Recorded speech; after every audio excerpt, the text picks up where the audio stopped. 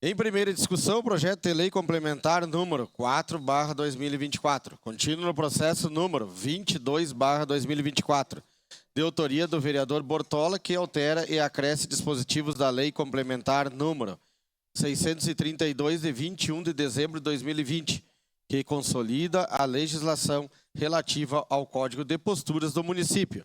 Contém substitutivo SB 1/2024. Relatora, vereadora Tatiane Frisso. Com a palavra, a relatora para a leitura do parecer.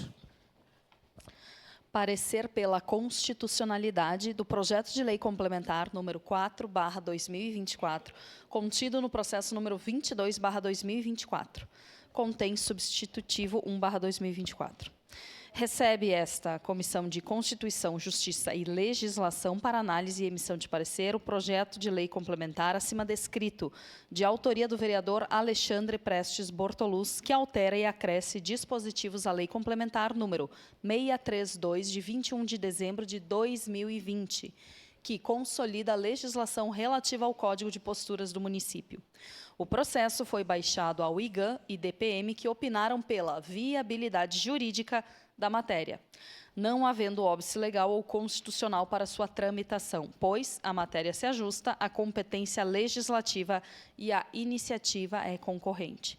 Ante o exposto, esta comissão, por seus integrantes, manifesta-se pela constitucionalidade do substitutivo 1/2024 em questão, no qual a matéria se ajusta à competência legislativa do município, conforme previsto no artigo 30, inciso 1º da Constituição Federal.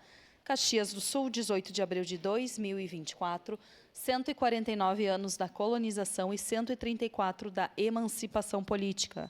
Documento assinado pelo vereador Tenente Cristiano Becker, Elisandro Gonçalves, Felipe Gremelmaier, Maurício Fernando Scalco e Tatiane Frisso. Em primeira discussão,